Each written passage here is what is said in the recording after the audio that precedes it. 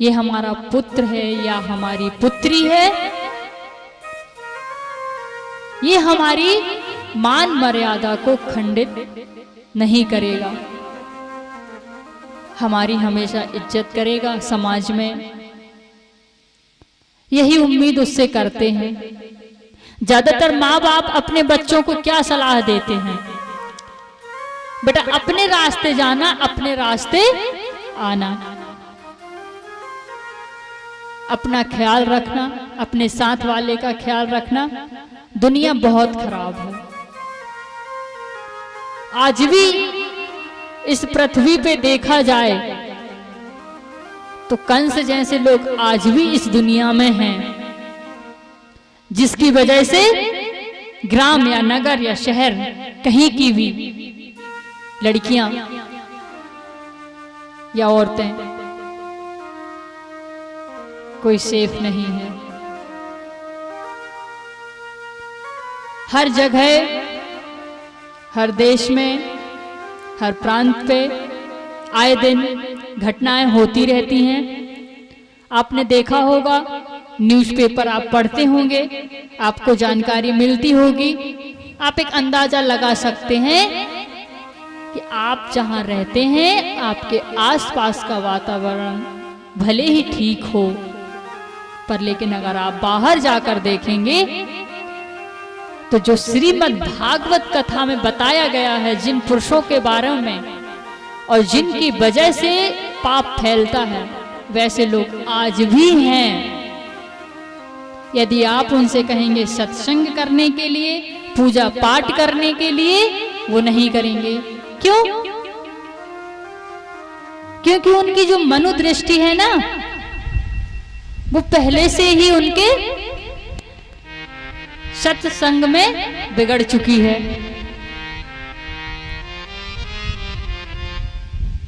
एक कथा है छोटी सी, हम आपको बताते हैं ताकि बीच में आप लोग भी बोर ना हो। होता क्या है,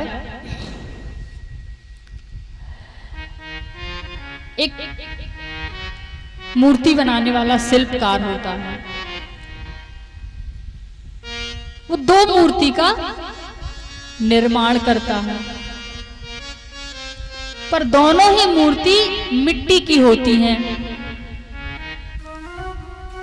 पर वो एक मूर्ति की कीमत 10 रुपए और दूसरी मूर्ति की कीमत 10,000 रुपए रखता है। अब ऐसा क्यों? मिट्टी की मूर्ति तो वो भी है और जो उसने दूसरी बनाई है वो भी है कि नहीं? पर उसमें कुछ तो बात होगी जिस वजह से उसने एक मूर्ति की कीमत 10 रुपए और दूसरी मूर्ति की कीमत 10,000 रुपए रखी। उसे बाजार में लेके आया वो, और जैसे सामान बेचते हैं ना, उसी प्रकार से उसने बोली लगाना शुरू किया। मार्केट बाजार में उसने मूर्ति का बहुत बड़ा मंच बना के मूर्ति बेचने की उसने दुकान लगाई। पर दो मूर्ति उसने अलग रखी, सबसे दूर।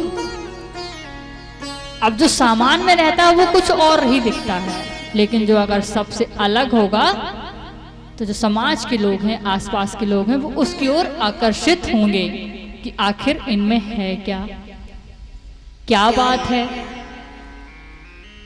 किसी एक सज्जन पुरुष ने जाकर पूछा, महंत आप बताएं हमें, ये मूर्ति कितने की है? शिल्पकार बोला, महंत एक मूर्ति 10 रुपए की और जो उसके बाजू से रखी है 10,000 की है। बोले ऐसा क्यों? बोले ये जो 10 रुपए वाली है ये नॉर्मल है, लेकिन जो 10,000 वाली है उसमें कुछ बात है। बोले क्या बात है। वहां से थोड़ी देर बाद एक और व्यक्ति पास पे आता है। अब जब दो व्यक्ति बात करते हैं, झुंड बनता है। तीसरे को लगता मैं भी जाके खड़ा हो जाऊं, मैं भी सुन लूं आखिर किस विषय में चर्चा हो रही है। होता है ना ऐसा, पुरुष वर्ग में अक्सर होता है और महिला वर्ग में भी ऐसा अक्सर होता है कि जहां पर 2-3 महिलाएं बैठी रहती हैं, उनको गपशप करने में बड़ा मजा आता है। उसी प्रकार ऐसा पुरुष का भी झुंड होता है। कहा जाता है जैसा महिलाओं का झुंड रहता है ना, 5-10 महिलाओं का, उसी प्रकार पुरुष भी 2-3-4-5 की मंडली के साथ में दुकान घूमने जाएंगे, शाम को घूमने जाएंगे। तो वैसे ही दो लोगों को बात करते देख तीसरा और आ गया, यही जानने की उत्सुकता कि आखिर इसमें है क्या। एक मूर्ति 10 की, दूसरी 10,000 की। अब शिल्पकार बोला आप चाहें तो इसकी परीक्षा ले सकते हैं, एक बहुत ही चमत्कारी है और एक नॉर्मल है। बोले अच्छा ले। हाँ,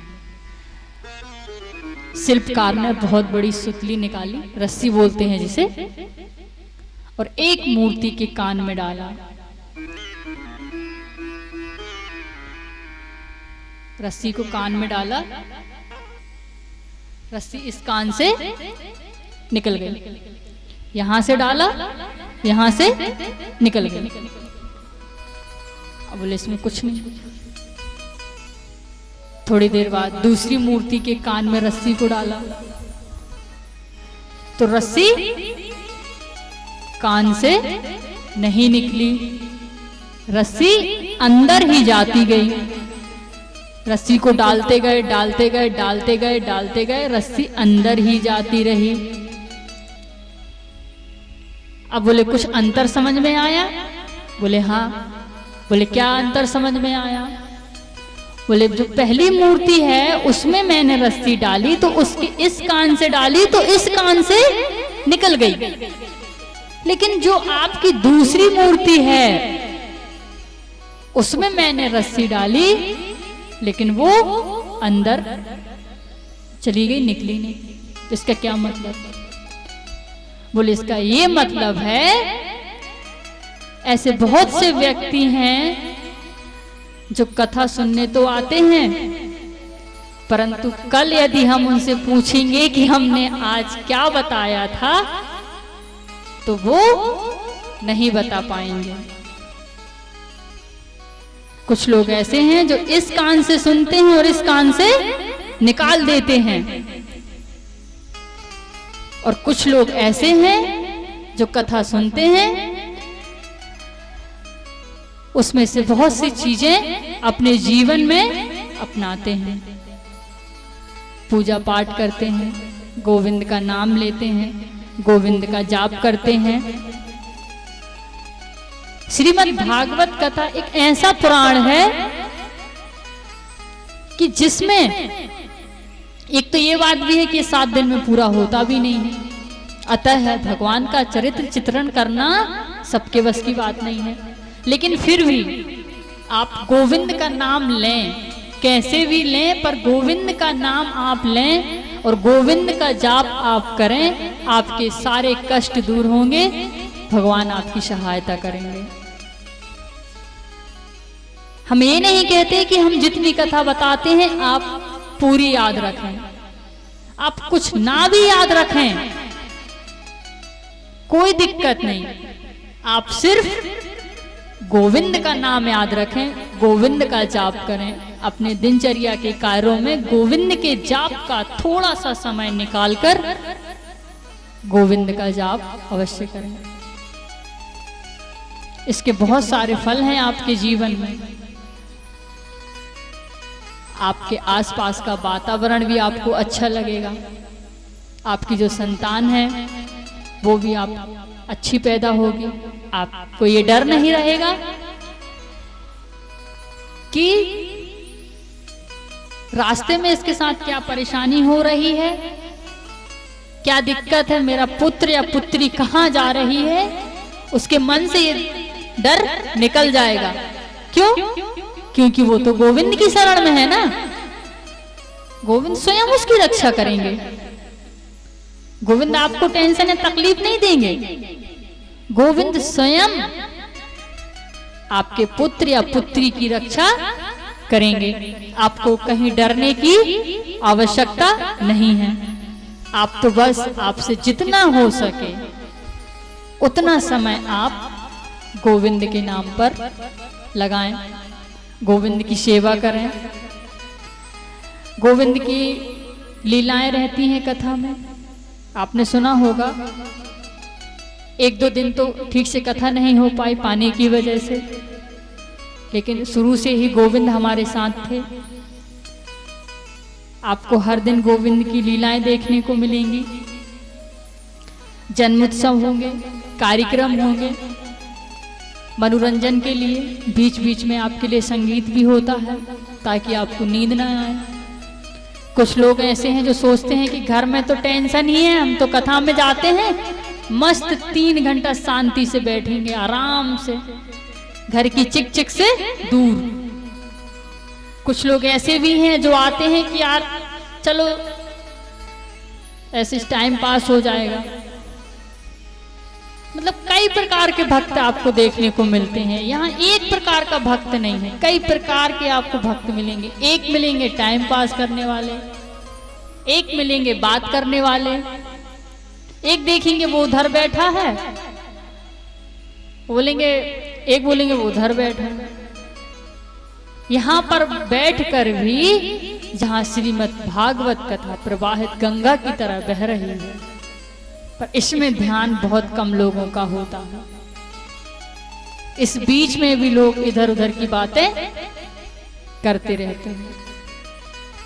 आप बात करिए, आपको बात करने से मना नहीं है, किसी को कुछ नहीं कह रहे हैं, बुरा मत मानिएगा लेकिन इतना जरूर कहेंगे कि आप जितनी भी कथा सुनते हैं उसमें मेरे गोविंद का नाम जरूर लीजिएगा, क्योंकि गोविंद नाम से ही सारी सृष्टि की रचना है और गोविंद ही सारे सृष्टि के रचयिता हैं।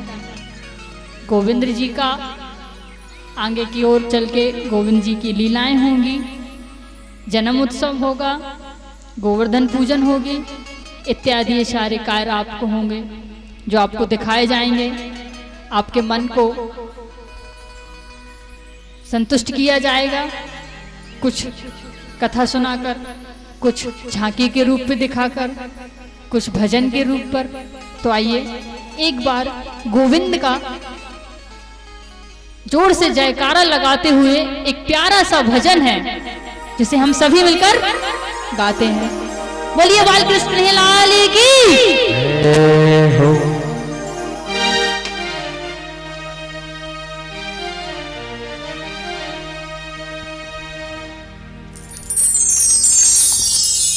मुरली धरा मन मोहना, हे नंद नंदना, हे राधा माधवा।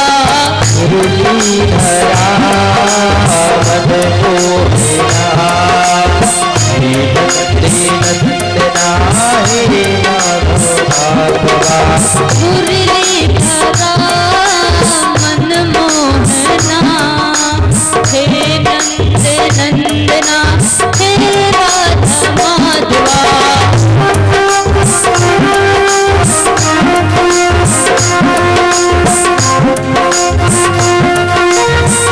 मुरली धरा मन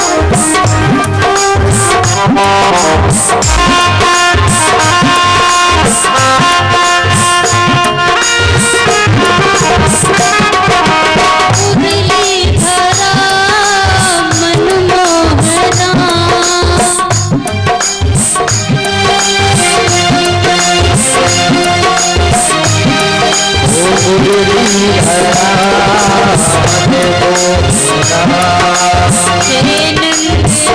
नंदना, हे राधा माधवा।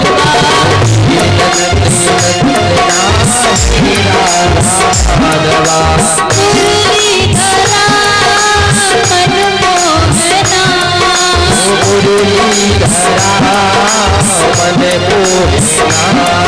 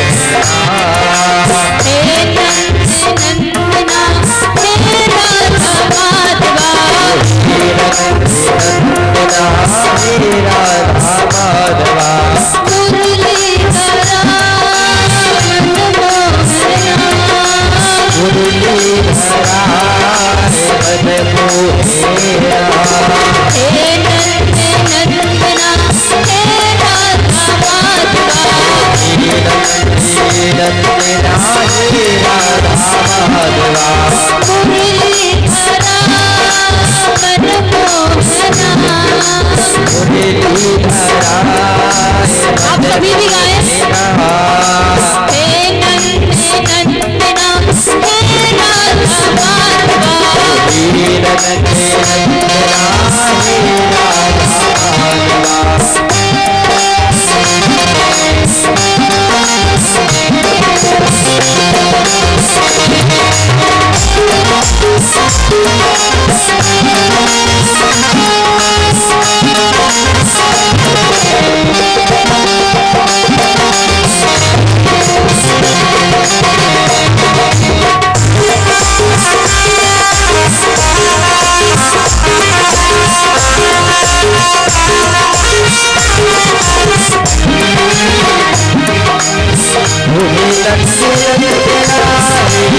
राधा माधवा,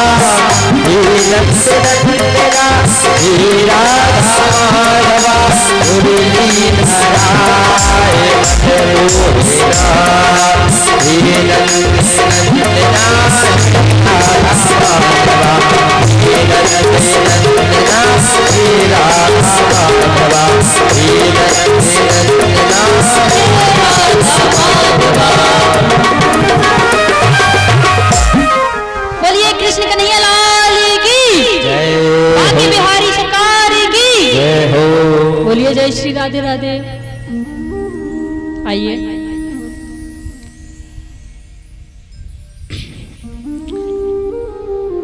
उग्रसेन राजा का जो पुत्र था कंस, जिसके बारे में अभी हमने आपको बताया, तो उग्रसेन महाराज क्या करते हैं, जैसे ही उन्हें पता चलता है कि उनके यहाँ पर जो पुत्र हुआ है वो पापी और अधर्मी होगा, तो वो तुरंत ही अपने पुत्र को कुछ पत्तों पे लपेटकर गंगा जी में बहा देते हैं। किसको? उग्रसेन के पुत्र राजा कंस को कुछ तुला के पत्तों पर लपेटकर गंगा जी में प्रवाहित कर देते हैं। आइए एक भजन एक बार फिर से।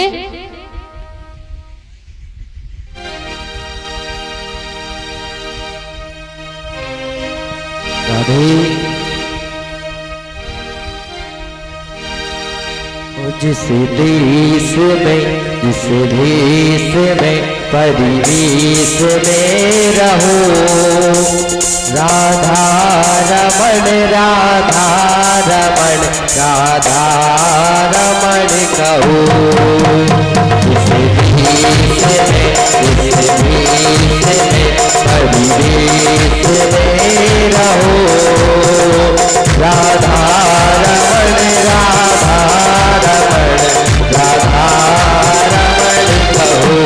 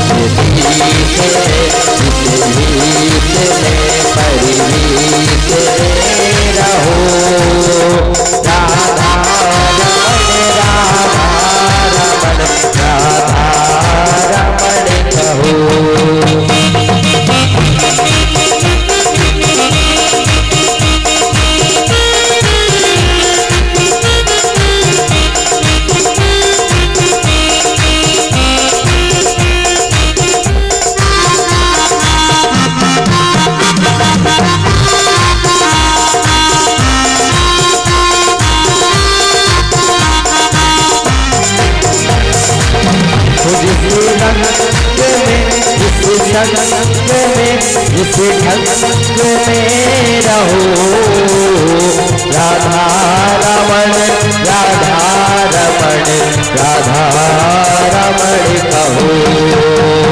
इस गीत में इस गीत में परिवेश में रहो, राधा रमण राधा रमण राधा रमण कहो।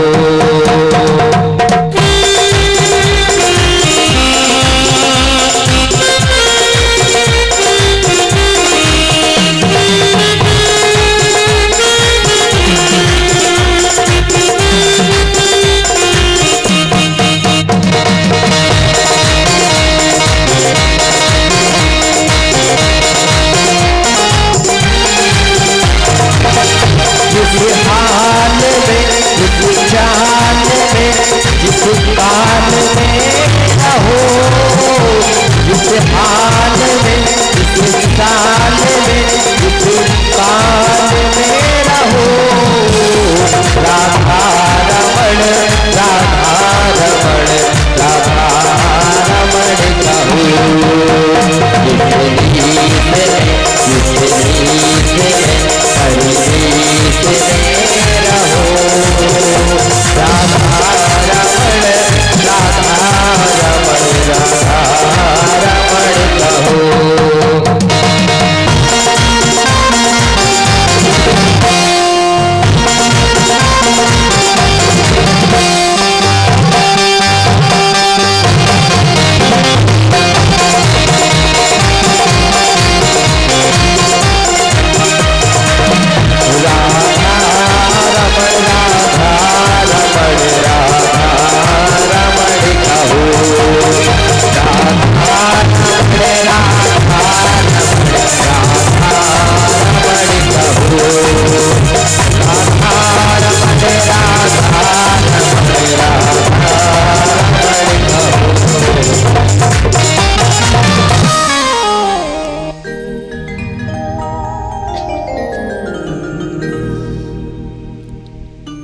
महाराज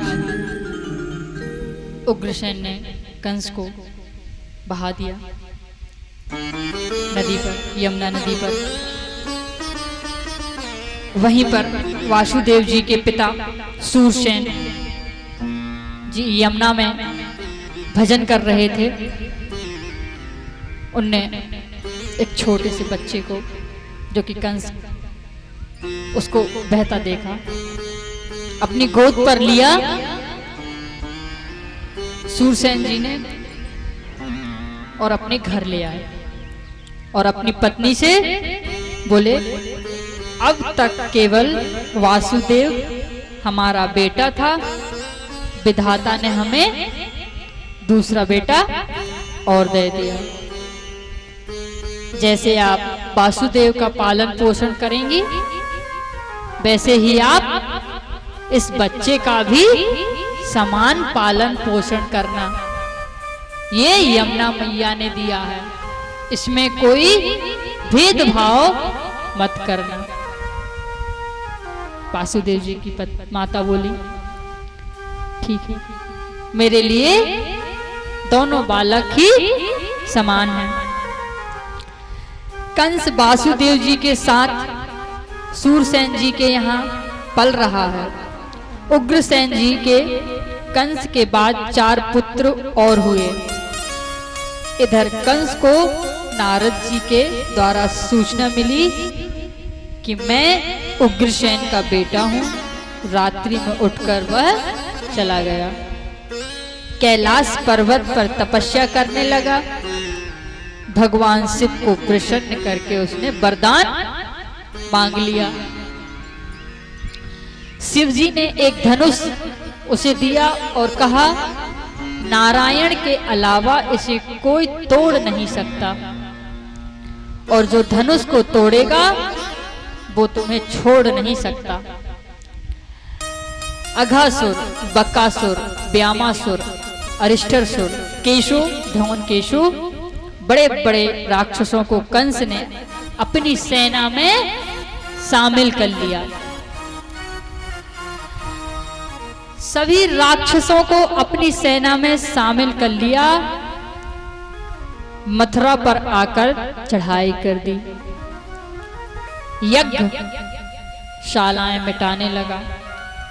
उग्रसेन ने कहा, कंस, तुमने ब्राह्मणों के यज्ञ को विध्वंस किया, इन्हें हाथ जोड़कर इनसे तुम क्षमा मांगो, तुमने ये ठीक नहीं किया।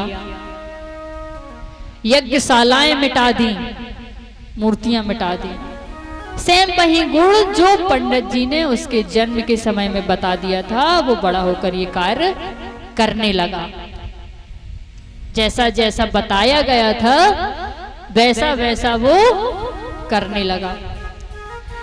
कंस ने उग्रसेन जी को पकड़कर कारागार में डाल दिया। मथुरा में भी अपना राज्य जमा लिया। आज के बाद यज्ञ करना बंद, पूजा करना बंद, पाठ करना बंद, जाप करना बंद, तप करना बंद, सब कुछ बंद करवा दिया और कहा, यदि तुम्हें पूजा करना ही है तो हमारी करो, यज्ञ करना ही है तो कंस महायज्ञ करो, मंत्र बोलना है तो कंस्यम स्वाहा बोलो। ऐसा मन में अभिमान आ गया कंस के। शिव जी का वरदान पाकर वो अपने आप को ही भगवान मानने लगा। वहां की प्रजा से, सभी से वह एक ही बात कहता,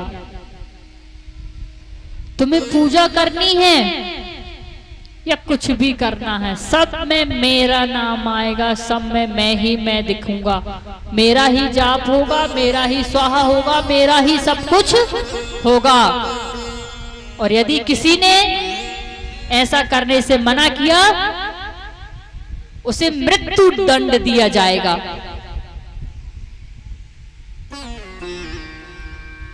पाप बहुत फैल गया पृथ्वी पर।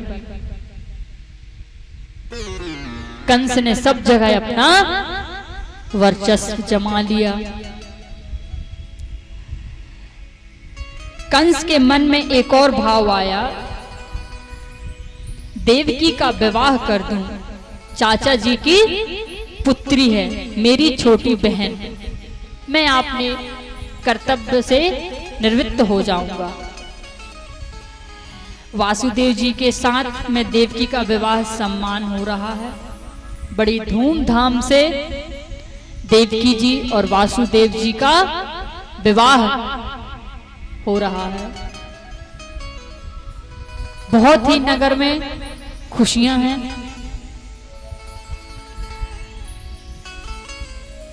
पूरे नगर में, क्यों? क्योंकि कंस की बहन है ना, जिसके भाई का दबदबा पूरे साम्राज्य में होगा तो सभी जगह उन्हीं का बोलबाला होगा ना। अब जैसे आप ही अंदाजा लगा लीजिए, आपके ग्राम में किसी सरपंच या मुखिया या पुरोहित जी की बेटी का विवाह होता है तो उनका एक अलग ही रुतबा होता है, नॉर्मल लोगों से हटके।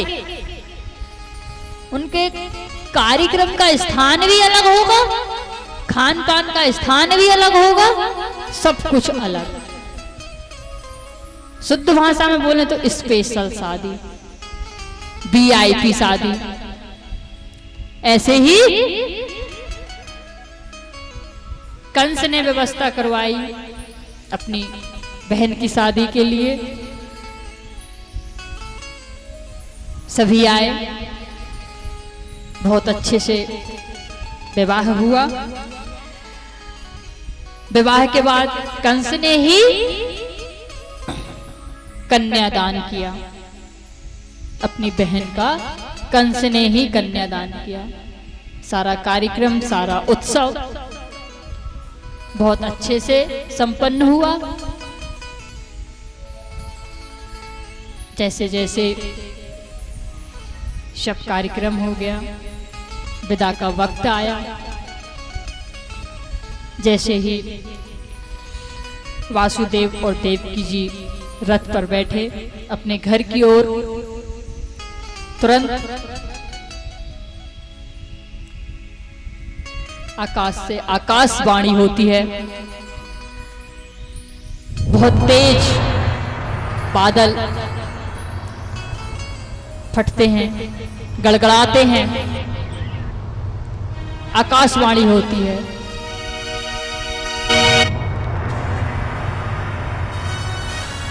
कंस, तू जिसको विदा कर रहा है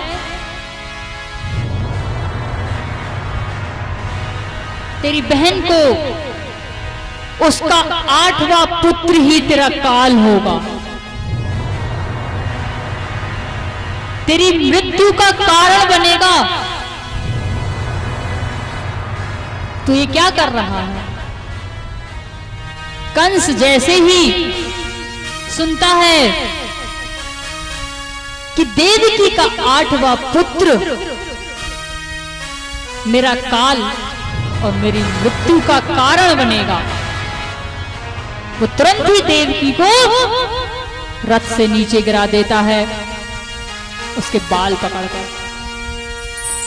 अपनी तलवार निकालकर तुरंत ही उसका सर कलम करने का प्रयास करता है। तभी वासुदेव जी बोलते हैं, नहीं महाराज नहीं, आप ये पाप क्यों कर रहे हैं? कंस कहता है, आपने सुना नहीं, अभी अभी जो आकाशवाणी हुई है वो मेरी मौत का है। मैं कैसे छोड़ दूं इसको?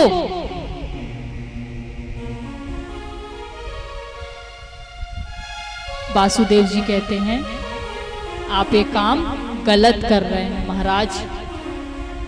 सोचिए, आपने अभी अभी कुछ क्षण पहले ही अपनी बहन की शादी की है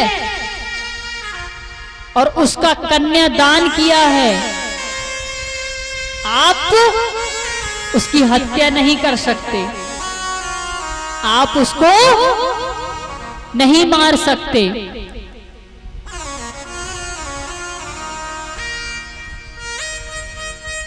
कंस फिर भी मारने का प्रयास करता है। वासुदेव जी बहुत समझाते हैं और फिर बाद में बोलते हैं, ठीक है, अगर तुम्हें इसी बात की चिंता है कि देवकी का 8वां पुत्र तुम्हारी मृत्यु का कारण बनेगा, तो मैं देवकी का 8वां पुत्र तुम्हें दे दूंगा, तुम उसको खत्म कर देना, लेकिन देवकी को मत मारो। बहुत समझाते हैं, तब कहीं जाकर कंस इस बात पे राजी होता है, पर उसके मन में एक ख्याल आता है कि यदि इनने मुझे 8वां पुत्र नहीं दिया और कभी भी हो गया ये यहां से चले जाएंगे तो मुझे पता कैसे चलेगा। इसके लिए वो वासुदेव जी और देवकी जी को बेड़ियों में जकड़ देते हैं और खुद के बनाए हुए कारागृह पर डाल देते हैं। एक भजन है छोटा सा,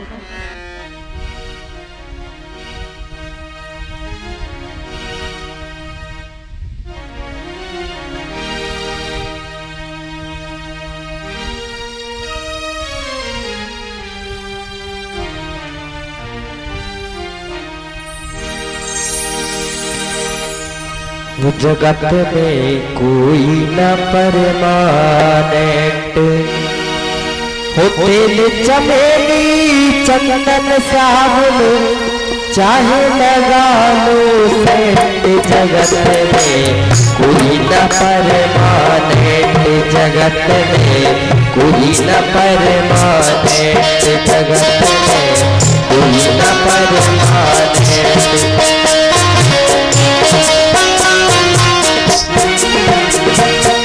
तेल चमेली चंदन साबुन, तेल चमेली चंदन साबुन चाहे लगा लो सेंट, जगत में कोई न परमानेंट, जगत में कोई न परमानेंट।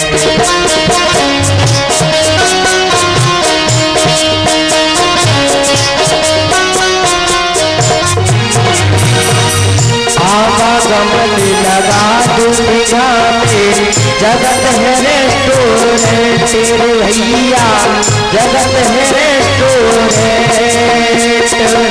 एक दिन लखा उड़ जाएंगे तेरे तंबू में, जगत में कोई न परमानेंट, जगत में कोई न परमानेंट।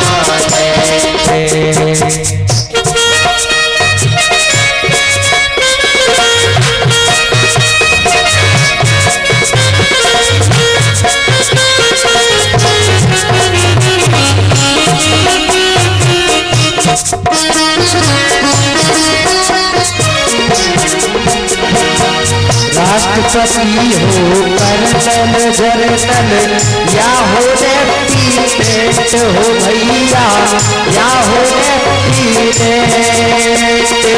मौत सभी को आ जाएगी, मौत सभी को आ जाएगी, देश से हो या जगत में कोई न परमानेंट, जगत में कोई न परमानेंट।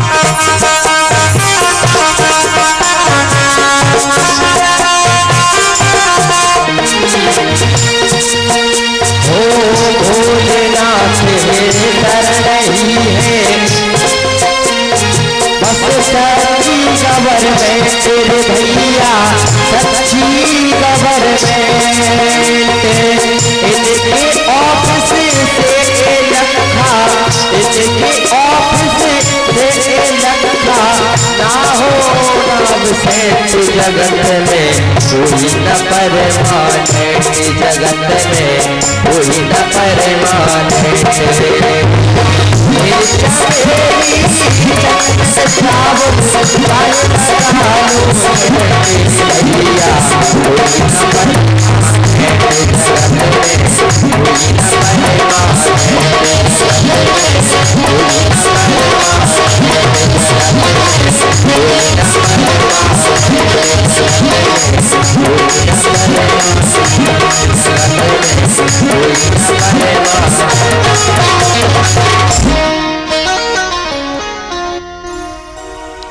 बोले भक्त वत्सल भगवान की। देवकी जी और वासुदेव जी को कारागार में डाल दिया। उसके बाद वासुदेव की बड़ी पत्नी रोहिणी जी हैं, वो यशोदा की सहेली हैं, इसलिए वो प्रातःकाल गोकुल में वास करती हैं। वासुदेव जी की अन्य पत्नियां अपने ससुर जी के यहाँ महल पर सुरक्षित हैं। वासुदेव जी के प्रथम पुत्र जो हुआ कीर्तिमान नाम, कंस ने एक ही बार में उसको मार दिया। देवकी का दूसरा पुत्र हुआ, उसे भी कंस ने मार दिया। एक एक कर कर कंस ने 6 पुत्रों को मार दिया। अब सातवां जो पुत्र वो शेषनाग के अवतारी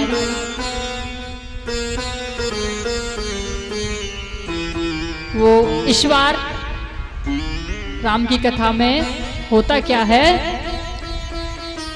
राम और लक्ष्मण जी का रूप शेषनाग का है, आप सभी जानते हैं इस बात को। तो सूर्य वंश में लक्ष्मण भगवान राम के छोटे भाई थे, इसलिए वो जब राम की सेवा करने बैठते, राम जब विश्राम करते तो बिजना लेकर पंखा किया करते थे, क्योंकि उनकी सेवा राम में ही थी। राम जी आराम करते थे तो वो देखा करते थे कि 2 घंटे हो गए, लक्ष्मण अभी भी नहीं सोया।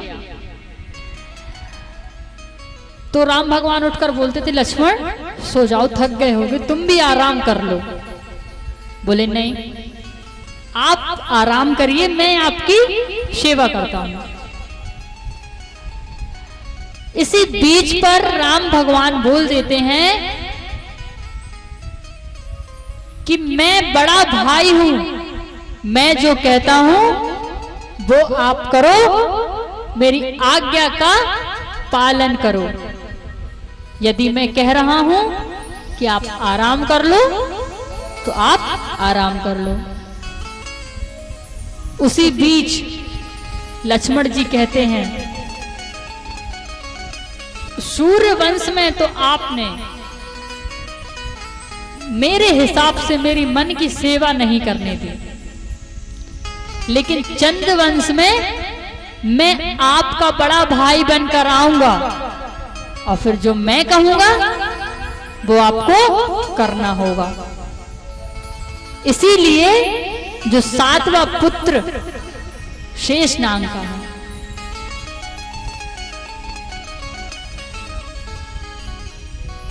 होता क्या है, अब जैसे ही पता चलता है ब्रह्मा जी को कि कंस तो तुरंत ही बच्चा पैदा होता है, तुरंत ही खत्म कर देता है, ये शेषनाग के साथ भी ऐसा ही ना करे, तो कुछ ऐसा किया जाए जिससे शेषनाग बच जाए, जिसका नाम बलराम।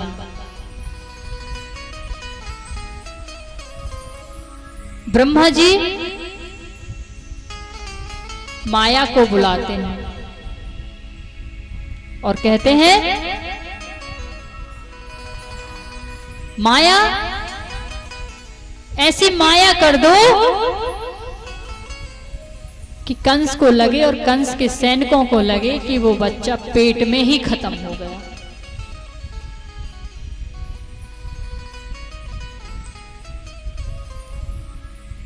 आगे की ओर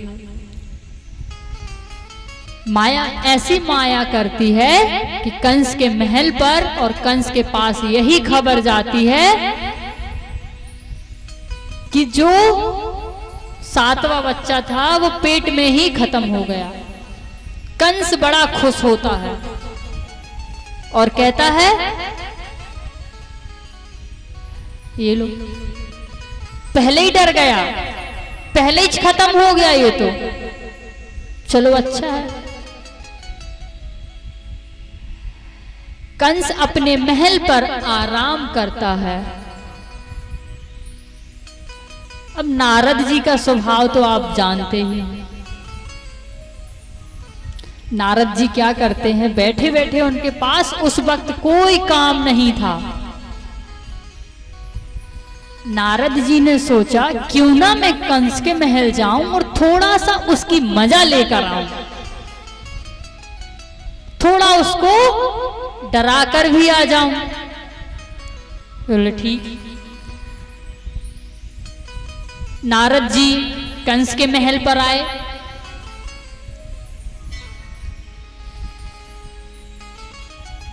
जैसे ही कंस के महल पर आए, कंस ने देखा कि नारद जी आ रहे हैं।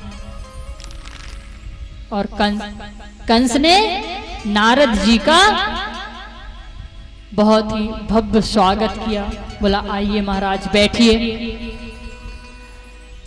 नारद जी बैठे। नारद जी कहते हैं कंस, अब वो समय आ गया है जो आकाशवाणी ने बोला था, तुम्हारी मौत का समय पास आ गया है। कंस कहता है नहीं, मैंने देवकी को और वासुदेव जी को कारागार में रखा है, उनके सभी पुत्रों को मैं मारता जा रहा हूं।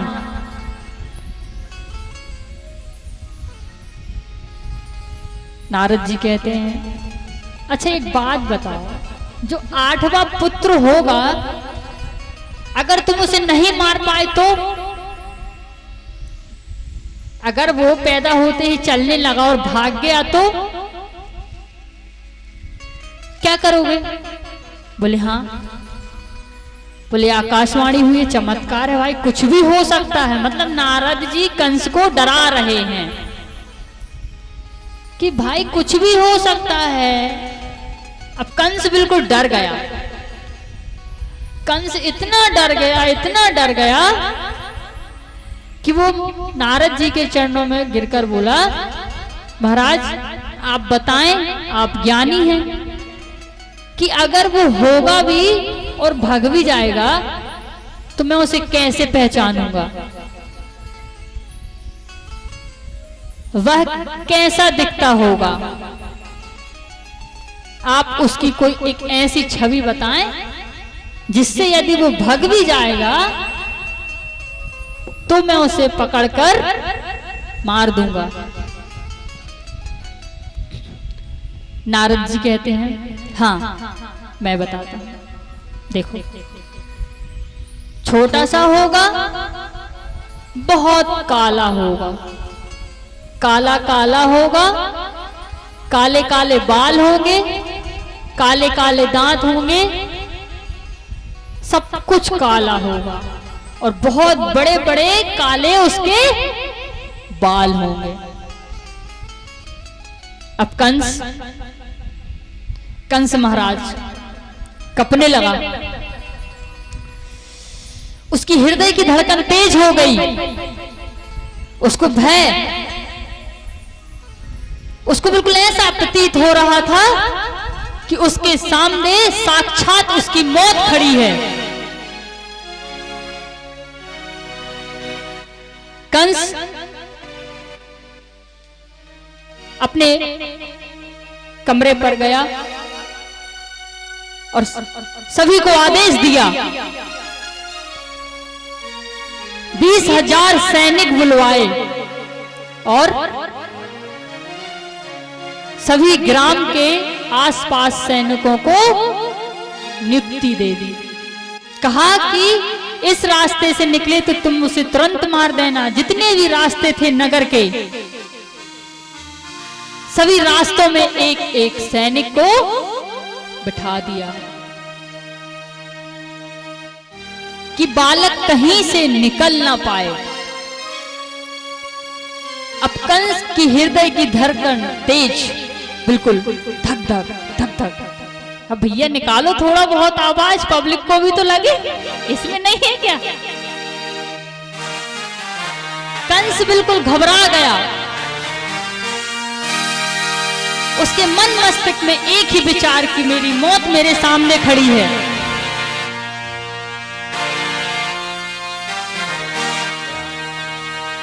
रात्रि में वह विश्राम कर रहा था।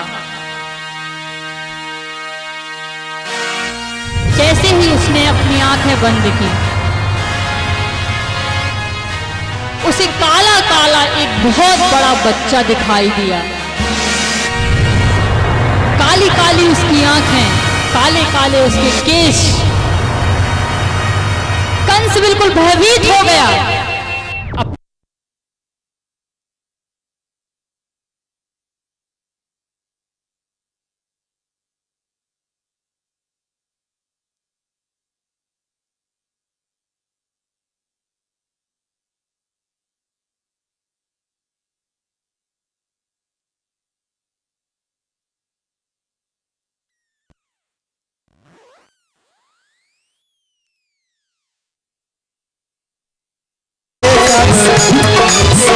आई सखिया सखिया सखिया देखे बदरिया आजा आजा आजा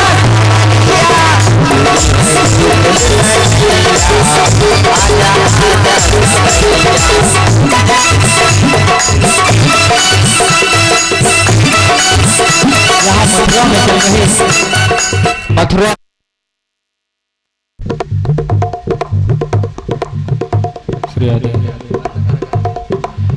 मथुरा ने कंस में कारावास में बड़ी ही बहुत ही 30,000 सैनिकों की सुरक्षा बढ़ा दी और वहीं मथुरा में भी सभी ऋषिगण और गोकुल में सभी ग्वाल ग्वाल नंद यशोदा इत्यादि सब प्रतीक्षा में है, क्योंकि वहाँ गोकुल में भी माता यशोदा गर्भवती है और वहाँ भी उनको गर्भ से हैं। तो भगवान कहाँ आएंगे? तो सभी लोग ऋषिगण कहते हैं कि बस भगवान आओ और नहीं करता हो, दर्शन दे दो और नहीं करता हो। ऋषिगण क्या कहते हैं?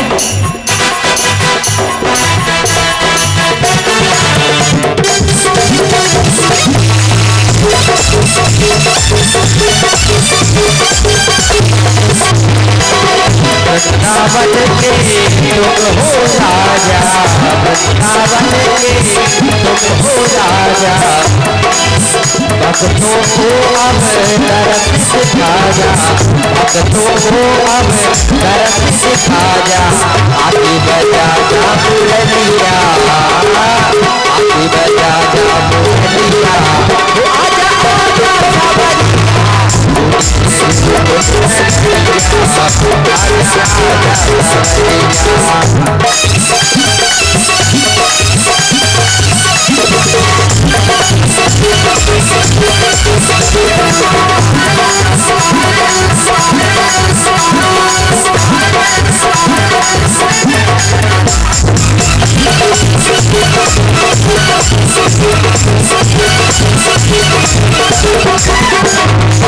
ब्रजनगरी की सब नर नारी, ब्रजनगरी की सब नर नारी,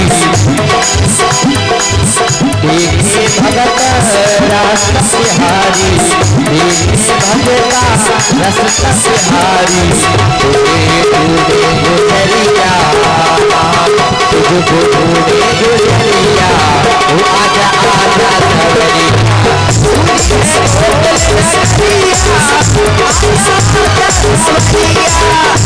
बोले राधा सरकार की, बोले बाल कृष्ण भगवान की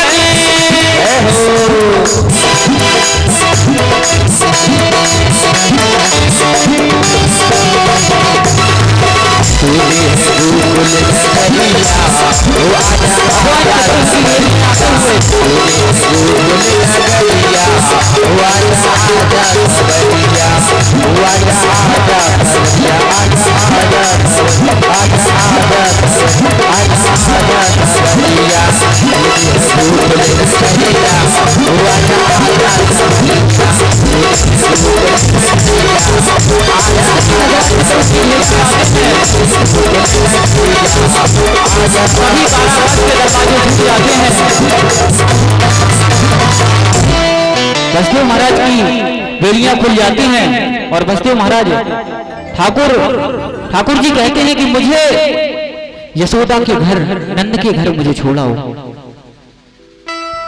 और वहां जो योग माया का जन्म है उसे आप लेकर यहां आ जाओ, क्योंकि मुझे नंद के घर बहुत सी लीलाएं करनी है, गोकुल में रहना है। तो हम भी चलते हैं गोकुल की ओर, और वहां जो भगवान का जन्म हुआ है, तो वसुदेव जी महाराज ठाकुर जी को लेकर के गोकुल पहुंचते हैं और नंद यशोदा के घर ठाकुर जी को छोड़कर योग माया को लेकर आते हैं। और जब माता यशोदा ब्रजवासियों को पता चलती है कि लाला भयो है, तो सभी लोग बधाई गाते हैं, एक सुंदर सा बधाई गीत, और हम सभी लोग परीक्षित जी महाराज से कहें अनुग्रह करते हैं कि ठाकुर जी की सेवा और उनका पूजन और नंद यशोदा के घर बधाइयों का अवसर।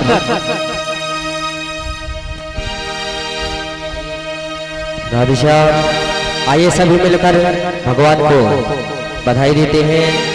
और चूंकि आज भगवान का कृष्ण जन्माष्टमी भी बड़ी ही हर्ष के साथ मनाई जा रही है अपने शहर ललितपुर में, और चलते हैं भजन के साथ। सभी लोग कहेंगे हो नंद के आनंद भयो, हो नंद लाल की, नंद के आनंद भयो, हो कन्हैया लाल की।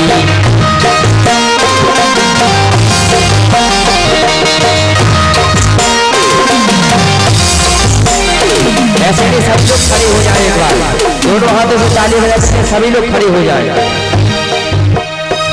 हो नंद के आनंद भयो, हो नंद लाल की, हाथी घोड़ा लाल की, कन्हैया लाल की।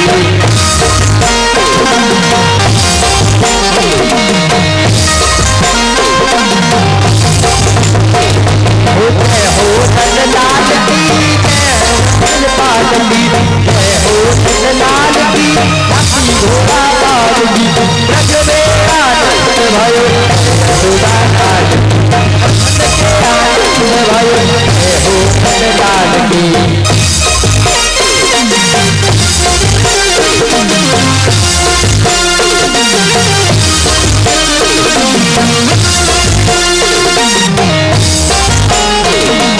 जय हो नंद लाल की, हाथी घोड़ा लाल की, जय कन्हैया लाल की, हाथी घोड़ा लाल की, नंद के आनंद भयो, नंद में आनंद भयो, कन्हैया लाल की, हाथी घोड़ा लाल की, जय हो नंद लाल की।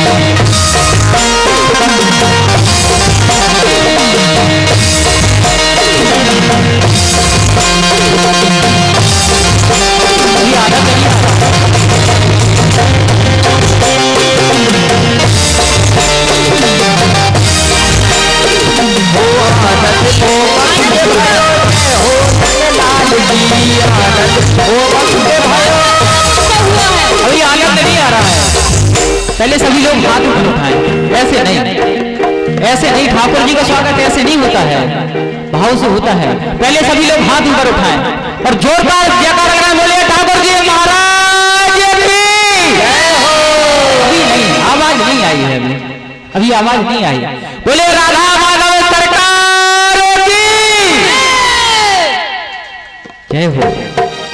सभी हो नंद के आनंद भयो, जय हो नंद लाल की, हाथी घोड़ा लाल की, जय कन्हैया लाल की, आनंद भयो, जय हो नंद लाल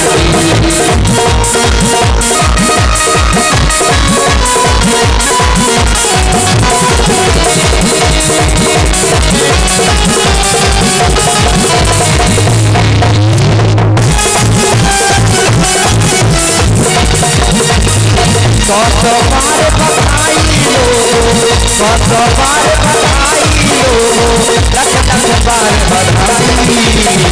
नंद झुके, नंद झुके, नंद झुके याद बधाई, याद बधाई।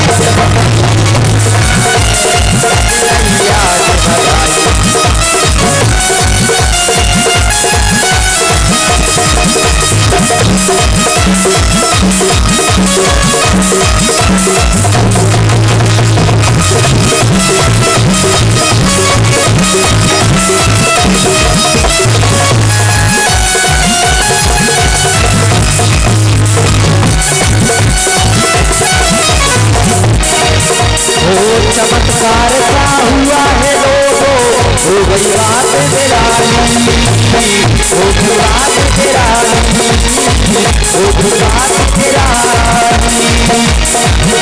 हो राधे रात में नंद बाबा की गाड़ी हो गई सारी। नंद झुके, नंद झुके नाने, बजरैया के बधाई।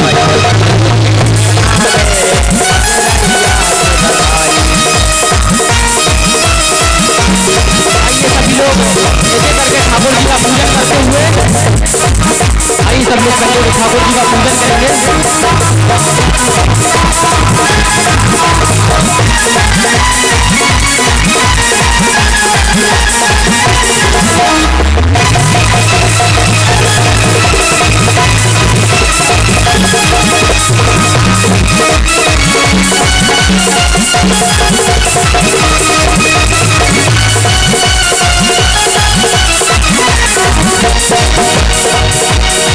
बजरैया के बधाई हाँ सभी लोग ठाकुर जी का पूजन करते जाए और तालियां भी बजाते जाए। हो बजरैया के बधाई बजरैया के बधाई नंद जी के बजरैया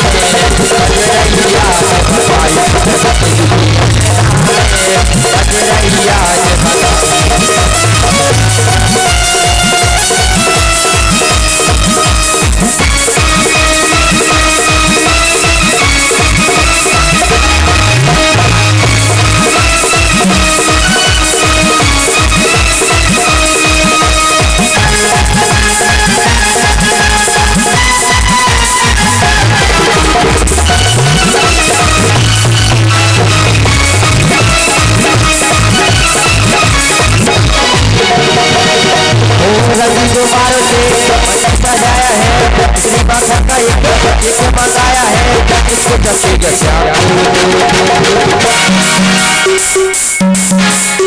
हम बोलेंगे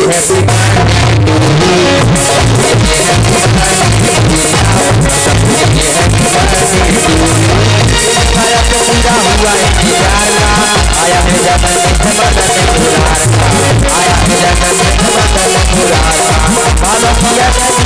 मौसम बहार का हुआ है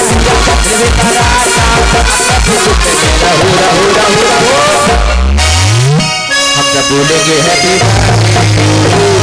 बोलेंगे हैप्पी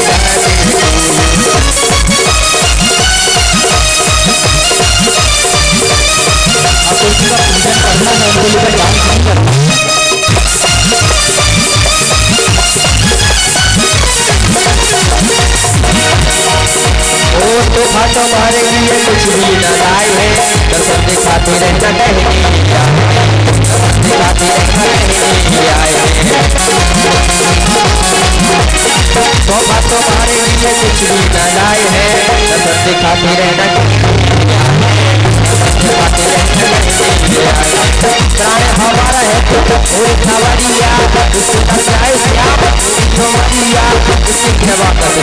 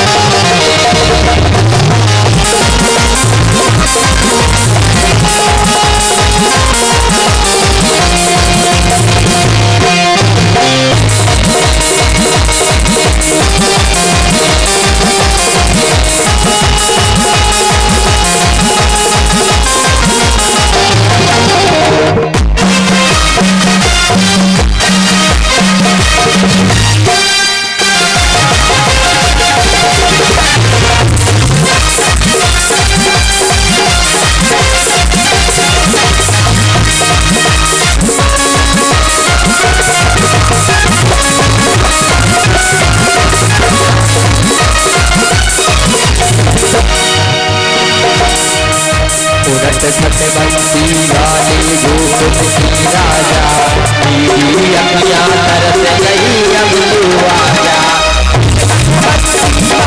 गोकुल के राजा मेरी अखियां तरस गई अब तू आजा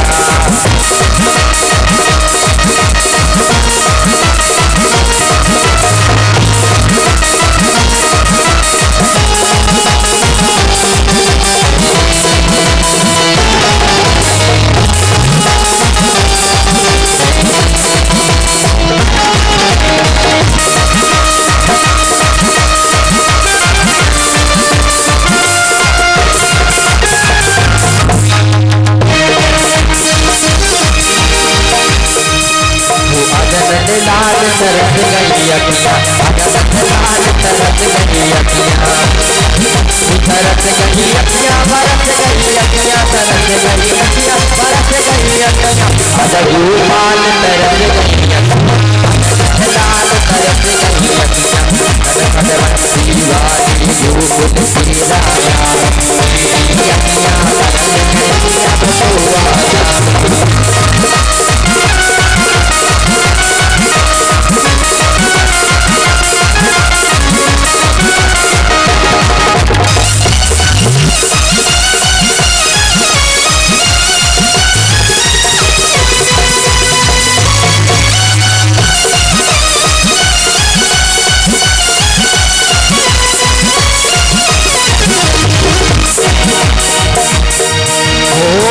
गोबारों से भटकता जाया है श्री मखन का एक बगाया है इसको शक्ति का क्या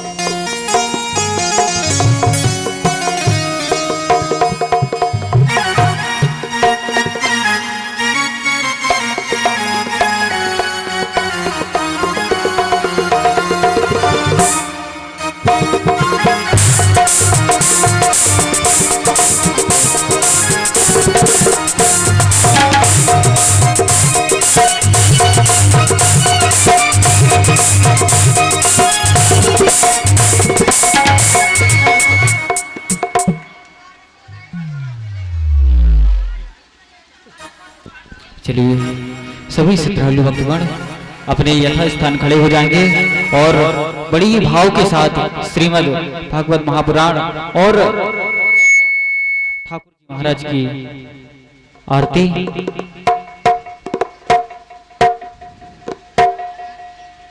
आएंगे। चलते हैं ठाकुर जी महाराज की आरती की ओर।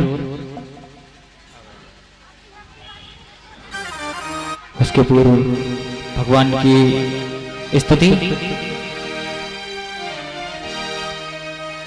सभी लोग हाथ जोड़ करके खड़े हो जाएंगे और ठाकुर जी महाराज की स्तुति करेंगे। ओ कृष्णाय वासुदेवाय हरये परमात्मने प्रणतक्लेशनाशाय श्री गोविंदाय नमो नमः। कस्तूरी तिलकं ललाटपटले वक्षस्थले कौस्तुभं नासाग्रेवरमौक्तिकं करतलं वेणुकरे कङ्कणं सर्वाङ्गे हरिचन्दनं दुललितं कण्ठे च मुक्तावली गोपस्ते परिवेष्टितं विजयते गोपालचूर्णामणि। बोलिए राधा वल्लभ सरकार की जय, बोलिए हनुमान जी महाराज की जय हो। सभी लोग आप सामने आ जाएं ठाकुर जी के।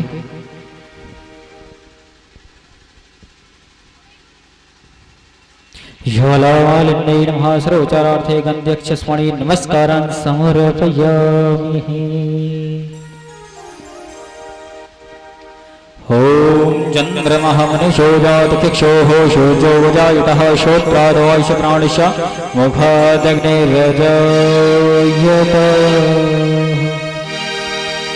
सभी लोग ठाकुर जी की आरती करते जाएं बारी बारी से।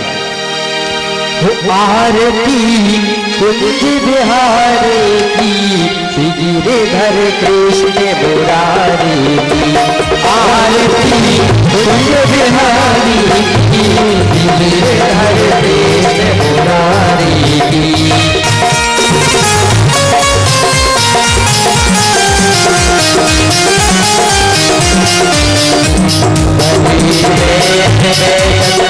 माला बजावे मुरली मधुर वाला रमण में कुंडल झनकारा नंद की आनंद नटनारा जगत जमयंक कांति काली राधिका समझ रही आली नंदन में ठाड़ी बनवाली रमर की अनक कस्तूरी तिलक चंद्र की झलक ललित छवि श्यामा